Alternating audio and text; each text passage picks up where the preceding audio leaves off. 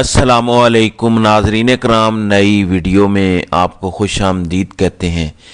ایک بات تو طے ہے کہ اب عمران خان ڈرائیونگ سیٹ پر آ چکے ہیں۔ اب تو یہ بحث نہیں ہو رہی کہ خان کو اڈیالہ جیل سے نکالا جائے گا یا نہیں، اب تو یہ بحث ہو رہی ہے کہ خان اڈیالہ جیل کے بعد بنی گالا جائے گا یا ان کو پشاور بھیجا جائے گا۔ وہ تمام لوگ جو پچھلے کئی دنوں سے یہ کہہ رہے تھے کہ ہم خان کی رہائی کو لے کر کچھ زیادہ خوش گمانی کا شکار ہیں، کل سے لے کر آج تک ہونے والی ڈیولپمنٹس کو سن کر آپ کو اندازہ ہو جائے گا کہ گھڑی کی سوئیاں ریورس ہونا شروع ہو گئی ہیں۔ پچھلے چند گھنٹوں میں خان کو ایک بڑی خوشخبری ملی ہے۔ ڈونلڈ ٹرمپ سے ایک اہم شخصیت کو پہلا بڑا حکم دے دیا گیا ہے۔ یہ گیم چینجر ڈیولپمنٹس ہیں جو چند گھنٹوں میں ہوئی ہیں۔ تفصیلات سے میں آپ کو آگاہ کر دیتا ہوں۔ تو دو خبریں اس ویلاگ میں آپ کے ساتھ جو شیئر کرنی ہے۔ پہلی خبر پی ٹی آئی اور اسٹیبلشمنٹ کے درمیان مذاکرات کے بعد کی صورتحال ہے، اور دوسری خبر ہے ڈونلڈ ٹرمپ کے اہم شخصیت کو دیے جانے والے اس پہلے حکم کے حوالے سے جس نے باقاعدہ شہر اقتدار میں ہلچل مچائی ہے۔ ناظرین کرام، پی ٹی آئی اور حکومت کے درمیان جو مذاکرات کا پہلا دور ہوا، اس مذاکرات کے پہلے دور کے بعد عمران خان کو پہلی سیٹنگ کے حوالے سے بریفنگ دی گئی۔ خان کو بتایا گیا کہ حکومت کیا کہہ رہی ہے، ان کا کیا مطالبہ ہے۔ جب میں حکومت کہہ رہا ہوں تو اس کا مطلب اسٹیبلشمنٹ ہے، کیونکہ ہم سب جانتے ہیں کہ حکومت کے پاس نہ تو اختیار ہے اور نہ ہی حکومت کے پاس مینڈیٹ ہے عمران خان کے ساتھ مذاکرات کرنے کا۔ یہ چہرہ حکومت کا ہے، لیکن اس میں الفاظ، اس میں ڈیسیژن حکومت کے نہیں اسٹیبلشمنٹ کے ہیں۔ خان کو یہ بریفنگ دی گئی کہ حکومت نے کیا مطالبہ کیا اور حکومت عمران خان سے کیا ایکسپیکٹ کر رہی ہے، کیونکہ اس ٹائم خان وننگ پوزیشن پر آ چکا ہے، لہٰذا خان نے حکومت کی جانب سے کیے جانے والے مطالبات کو سرے سے رد کر دیا۔ ایک خبر میں آپ کو یہ بتا دوں کہ جو شہر اقتدار کے سیاسی ڈرائنگ رومز میں ڈسکس کی جا رہی ہے، تمام باخبر صحافی جو اسٹیبلشمنٹ یا خان کے قریب ہیں وہ اس خبر کی تصدیق کر رہے ہیں کہ پچھلے 5-6 دنوں میں ہونے والی ڈیولپمنٹس کے بعد باقاعدہ خان کے ترلے کیے جا رہے ہیں۔ میں آپ کو تصدیق شدہ خبر دے رہا ہوں کہ پہلی دفعہ پچھلے 1.25 سال میں خان کے ترلے ہو رہے ہیں کہ آپ بنی گالا چلے جائیں۔ خان کو اڈیالہ جیل سے نکالنے کے لیے باقاعدہ درخواستیں کی جا رہی ہیں۔ کل جو پہلی مذاکراتی کمیٹی کا اجلاس ہوا تھا اسحاق ڈار کی جانب سے، خود حکومت کو یہ پیشکش کی گئی تھی کہ آپ خان کو بنی گالا منتقل کر دیں، اور صرف ایک مطالبہ کہ 26 نومبر والا جو بیانیہ پی ٹی آئی کا ہے اس بیانیے سے پیچھے ہٹ جائیں، اور دوسرا جو سول نافرمانی کی کال دی ہوئی ہے وہ واپس لے لیں۔ عمران خان کو یہ دونوں مطالبے as it is P T I کے لوگوں نے اڈیالہ جیل جا کر بتائے۔ خان نے دونوں مطالبات رد کر دیے۔ خان نے کہا کہ جب تک ہمارا مطالبہ نہیں مان لیا جاتا تب تک حکومت یا اسٹیبلشمنٹ کا کوئی مطالبہ نہیں مانا جائے گا۔ دیکھیں، خان 3.5 سال تک پاکستان کے سب سے بڑے آفس میں رہے ہیں، یعنی وہ وزیر اعظم رہے ہیں۔ انہیں بخوبی پتہ ہے کہ بین الاقوامی سطح سے آنے والے پریشر پر حکومت پاکستان کتنا ریزسٹ کر سکتی ہے۔ ان کو اندازہ ہے کہ یورپی یونین جس نے پاکستان کو جی ایل پی سٹیٹس دیا ہے، جو پاکستان کے ساتھ اربوں خربوں کی ٹریڈ کرتا ہے بغیر کسی ٹیکس کے، اگر یورپی یونین فوجی عدالتوں والے فیصلے پر تشویش کا اظہار کر رہا ہے تو حکومت پاکستان کے لیے یہ کتنا بڑا مسئلہ ہے۔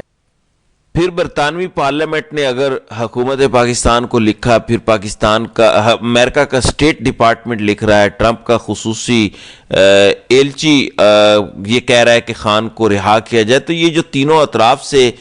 حکومت پر، ریاست پر پریشر آ رہا ہے، اس کا اندازہ خان کو اچھے سے ہے کہ یہ کتنا سخت پریشر ہے، حکومت کے پاس کتنی سخت ہے اس پریشر کو برداشت کرنے کی۔ اس وجہ سے خان نے مذاکراتی کمیٹی جو خان سے ملنے گئی تھی اس کو کیٹاگوریکلی کہا کہ نہ تو ہم 26 نومبر والی رات جو پی ٹی آئی کے کارکنان پر آپریشن ہوا اس پر پیچھے ہٹیں گے، پھر فوجی عدالتوں والا فیصلہ جو پی ٹی آئی کے 25 لوگوں کے خلاف آیا اس پر بھی آواز اٹھائیں گے، اور تیسرا معاملہ یہ سول نافرمانی کی کال، کسی صورت 1 انچ اس مطالبے سے پیچھے نہیں ہٹا جائے گا۔ اس کا مطلب ہے کہ خان یہ بھانپ چکے ہیں کہ گیم حکومت کے ہاتھ سے نکل چکی ہے، خان ڈرائیونگ سیٹ پر آ چکا ہے۔ میں جو دوسری خبر آپ کو بتاؤں گا اسے سننے کے بعد تو یہ 100% طے ہو گیا ہے، یہ مور لگ چکی ہے کہ 20 جنوری سے پہلے سب کچھ طے ہو جائے گا۔ اب تو یہ بحث نہیں ہے کہ خان کو اڈیالہ جیل سے نکالا جائے گا، نہیں، اب تو بحث یہ ہے کہ خان کو بنی گالا بھیجا جائے یا پشاور منتقل کیا جائے، یعنی حکومت اس بات پر ترلوں پر آ چکی ہے عمران خان کے کہ آپ بنی گالا منتقل ہو جائیں یا اڈیالہ جیل سے پشاور چلے جائیں۔ اب کئی لوگوں کے ذہن میں یہ سوال ہوگا کہ حکومت اگر یہ ترلے کر رہی ہے، میں جو بار بار کلیم کر رہا ہوں کہ حکومت خان سے ریکویسٹ کر رہی ہے کہ انہیں اڈیالہ سے بنی گالہ منتقل کیا جائے، تو پھر رہائی میں رکاوٹ کیا ہے؟ خان کسی صورت بھی اس طرح بنی گالہ منتقل نہیں ہونا چاہتے۔ خان چاہتے ہیں کہ القادری ٹرسٹ جو خان پر آخری مقدمہ ہے اس کا فیصلہ عدالت سنائے، عدالت سے خان کو ریلیف ملے، عدالت خان کی رہائی کا حکم دے اور خان وکٹری سائن بناتے ہوئے اڈیالہ جیل سے باہر آئیں۔ خان نے کل آنے والی مذاکراتی کمیٹی کو بھی یہ کہا کہ اگر حکومت اس بات پر رضامند ہو چکی ہے کہ مجھے بنی گالہ بھیجنا ہے تو خود آپ سمجھ لیں کہ حکومت پر کتنا دباؤ ہوگا، لہٰذا ہم نے کسی مذاکرات کے نتیجے میں بنی گالہ منتقل نہیں ہونا، ہم نے عدالتوں کے ذریعے دیے جانے والے فیصلوں کے بعد اڈیالہ جیل سے نکلنا ہے۔ یہ دو مختلف سرکمسٹانسز ہیں، یعنی ایک شخص جس نے 2.5 سال جیل کاٹی اور وہ جیل کاٹی جو پاکستان کے کبھی کسی سیاستدان نے نہیں کاٹی، اور یہ کہتا ہے کہ میں اگلے 150 سال تک جیل کاٹنے کو تیار ہوں، تو اس کو کسی مذاکرات کی ضرورت نہیں۔ اسے اندازہ ہے کہ حکومت پھنس چکی ہے، وہ اس بات کو آبزرو کر چکا ہے کہ جو بین الاقوامی پریشر آ رہا ہے اس کو مزید کئی دنوں تک حکومت برداشت نہیں کر سکے گی، بالآخر حکومت کو مجھے نکالنا پڑے گا۔ لہٰذا خان کی جانب سے اپنے لوگوں کو یہ کہا گیا کہ ہم ان تینوں چیزوں سے پیچھے نہیں ہٹیں گے، عدالت میرے کیسز ختم کرے اور پھر اڈیالہ جیل سے میں باہر نکلوں۔ اگر میں حکومت کی بات مانتے ہوئے یا مذاکرات کے نتیجے میں بنی گالہ جاؤں گا تو پھر یہ معاملہ مختلف ہوگا۔ خان اس ٹائم ڈرائیونگ سیٹ پر ہے۔ دوسری خبر یہ کہ کچھ دن پہلے نصرت جاوید نے یہ خبر دی تھی کہ سجاد برقی پی ٹی آئی کے امریکہ میں سرگرم رہنما، انہوں نے ڈونلڈ ٹرمپ کے قریبی لوگوں سے ملاقات کی۔ یہ خبر جو ہے ویڈیو پیغام کے ذریعے سجاد برقی نے خود دی، اور پھر ڈونلڈ ٹرمپ نے یہ بھی خبر کی تصدیق نصرت جاوید نے کی کہ ڈونلڈ ٹرمپ کے انر سرکل سے بھی ان کی ملاقات ہوئی، اور انہوں نے یہ دعویٰ کیا کہ ڈونلڈ ٹرمپ سے بھی ان کی ملاقات ہوئی۔ اب سجاد برقی کے حوالے سے پچھلے چند گھنٹوں میں جو خبر سامنے آئی اس نے ایک ہلچل مچائی ہے، کسی کے وہم و گمان میں نہیں تھا۔ میں اکثر یہ بات کرتا ہوں کہ اس پورے نظام کی خوش گمانیوں نے انہیں مروایا ہے۔ یہ 8 فروری سے پہلے اس خوش گمانی میں تھے کہ لوگ خان کو ووٹ نہیں دیں گے، پھر یہ خوش گمانی ختم ہوئی جب لاکھوں کروڑوں کی تعداد میں لوگ پولنگ سٹیشن میں خان کو ووٹ ڈالنے نکلے۔ پھر ان کی یہ خوش گمانی تھی کہ خان کوئی کال کریں گے تو لوگ نہیں نکلیں گے، عمران خان کی ہر کال پر لوگ نکلے، اظہار یکجہتی کیا، تو اس نظام کی خوش گمانیوں نے انہیں مروایا۔ اس دفعہ ان کی یہ خوش گمانی تھی کہ اول تو ٹرمپ صدر بنے گے نہیں، اگر امریکی عوام نے ٹرمپ کو صدر منتخب کر دیا تو ٹرمپ خان کی رہائی کے لیے اتنا پرسنل نہیں ہوں گے۔ لیکن جو خبر اسلام آباد میں پچھلے چند گھنٹوں پہلے پہنچی، اس خبر نے کئی لوگوں کی نیندیں حرام کر دی۔ وہ خبر یہ ہے کہ نصرت جاوید کہتے ہیں کہ سجاد برقی نے جو ڈونلڈ ٹرمپ کو پاکستان میں ہونے والی تمام تر صورتحال سے آگاہ کیا، جو کچھ خان کے ساتھ پچھلے 2-2.5 سال سے ہو رہا ہے، پی ٹی آئی کے ساتھ ہو رہا ہے، یعنی اوورال صورتحال پر جب ڈونلڈ ٹرمپ کو بریفنگ دی گئی تو اس ملاقات میں موجود تھے مارکو روبیو، یہ نامزد وزیر خارجہ ہیں امریکہ کے، جنہوں نے 20 جنوری کو اپنے عہدے کا حلف اٹھانا ہے، یعنی نو منتخب امریکی